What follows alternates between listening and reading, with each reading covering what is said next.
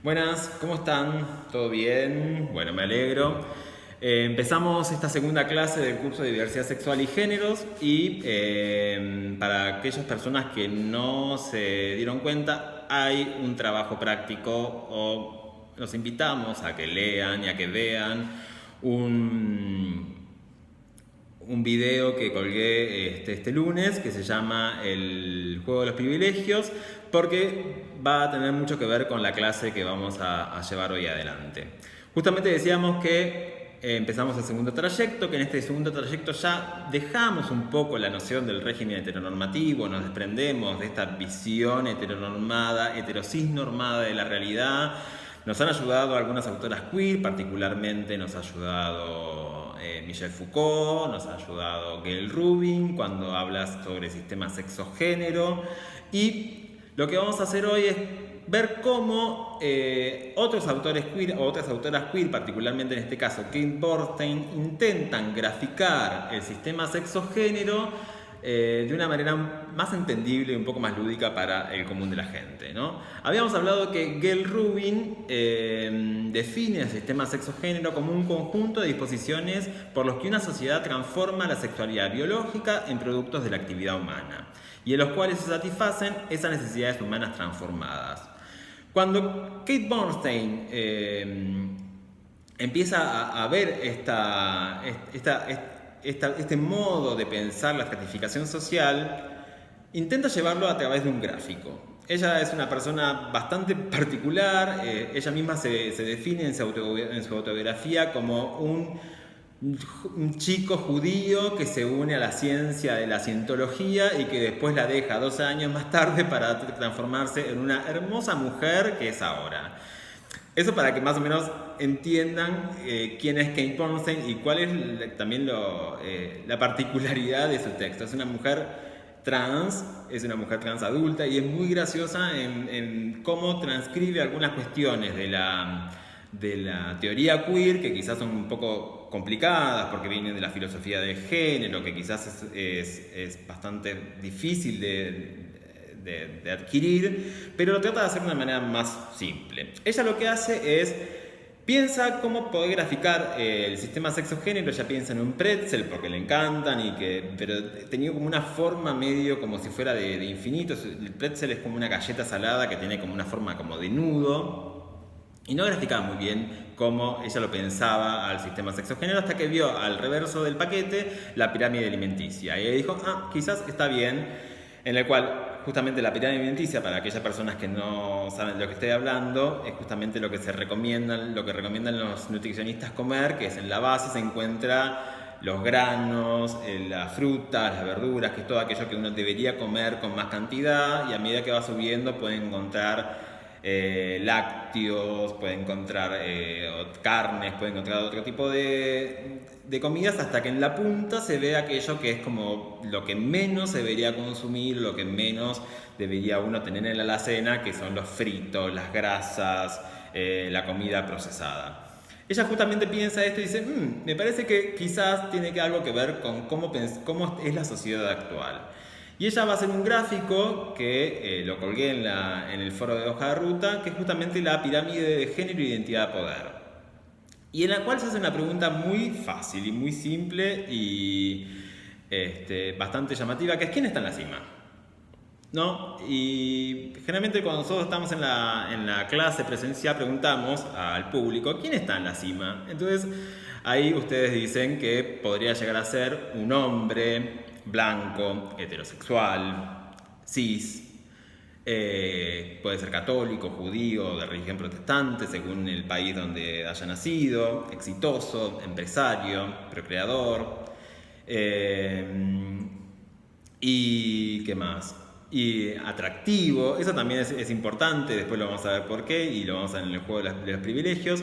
Y cómo a medida que va bajando de esa punta de la pirámide de los personajes, van a tener otras características que no lo suben tanto, no me sale la palabra ahora, pero que no lo suben tanto en la pirámide, como por ejemplo aparecen personas más mayores, un poco medio mafiosos, o sea, el factor del dinero y de poder sigue estando presente. Aparece una mujer con características quizás un poco masculinas, o no también aparecen como otras personas de otras razas, por ejemplo hay un chino ahí, y a medida que va bajando empiezan a aparecer aquellas personas dentro de lo que es la pirámide social que no acceden tanto a lo que es el poder o la seguridad social. Particularmente aparecen madres embarazadas, obreros, inmigrantes, adolescentes, mujeres solteras, jóvenes, mujeres un poco más sexys, y después pone en la pirámide lo que ella considera lo abyecto, la otredad, como sería lo que nosotros denominábamos lo queer, ¿no? Y ahí ella se juega un poco con esta noción y dibuja, por ejemplo, al tío Cosa, a un alien, a un punk, a un obeso, a una persona en silla de ruedas, a una anciana, a una travesti, una torta, hay una madre adolescente, hay un enano también. Bueno, empieza a jugar un poco con estas cuestiones acerca de cómo hay una base que es la más rica, que es la que más te puede brindar a la historia o al constructo social, que es la que sostiene a este personaje en la punta de la pirámide. Cuando nosotros hacemos esta pregunta, cuando más o menos detallamos cómo está armada la pirámide, solemos sostener que generalmente dentro de lo que son las políticas públicas se trabajan casi siempre con el sector medio, ¿no? Con el sector de madres solteras, obreros, inmigrantes, adolescentes. Y que incluso las personas que están en la base de la pirámide ni siquiera acceden a la posibilidad de tener las políticas públicas. Entonces me parece que es importante poder tener en cuenta estas cuestiones a la hora de pensar políticas públicas que lleguen a todas las personas de la población.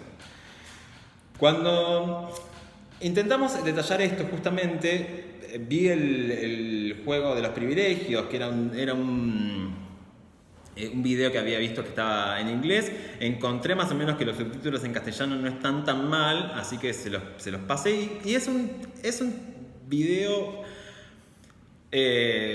peculiar, es bastante llamativo y es un poco...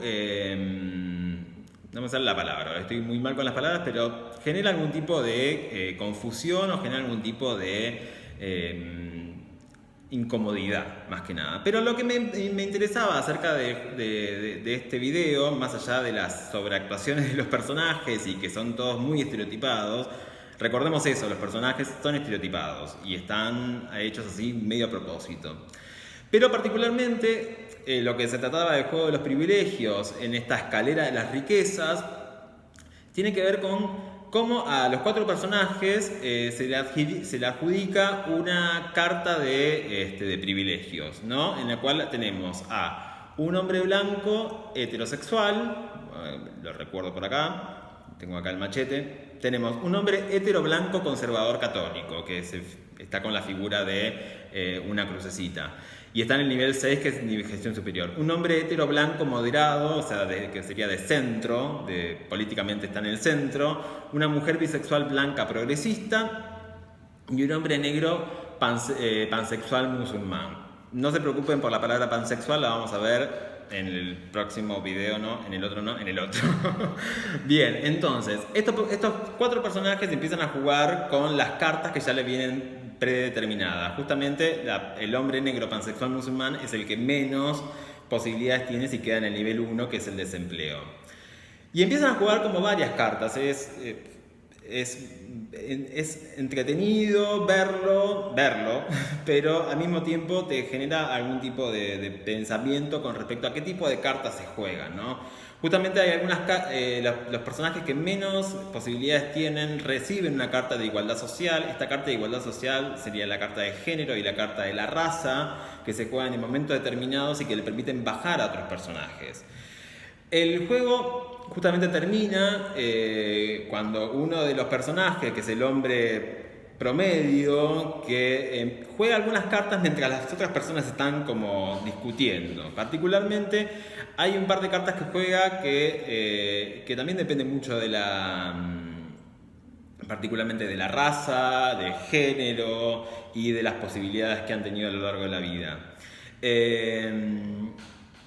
Y mientras te decía que mientras los demás están peleándose, este juega un par de cartas muy estratégicas, que son la carta del encanto, y otra es la carta de que fue absuelto de un abuso sexual.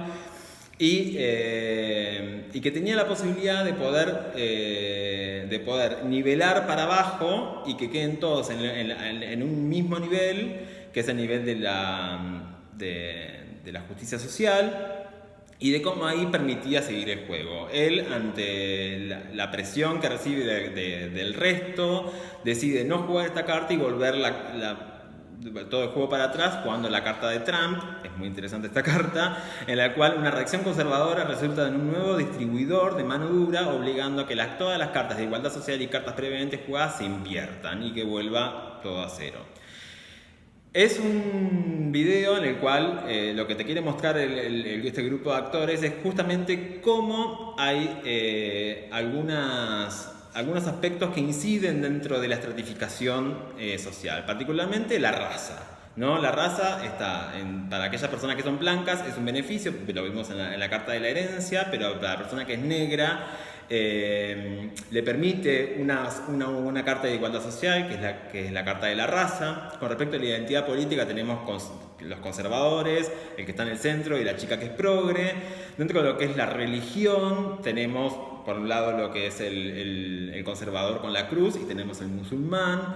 Y después aparecen otras categorías que son las que vamos a estallar hoy, que es la categoría de la anatomía o la corporalidad, que es la carta de género, y que es la carta de la orientación sexual, ¿no? Todas estas cartas que nosotros podemos ver de esta manera graficados o plasmados lúdicamente en un juego, es lo que en estudios de género se llama la interseccionalidad, ¿no? Y leo la definición. Es el enfoque que subraya que el género, la etnia, la clase o orientación sexual, como otras categorías sociales, lejos de ser naturales o biológicas, son construidas y están interrelacionadas, ¿no? Este marco puede usarse para comprender cómo ocurre la injusticia sistemática y la desigualdad social desde una base multidimensional.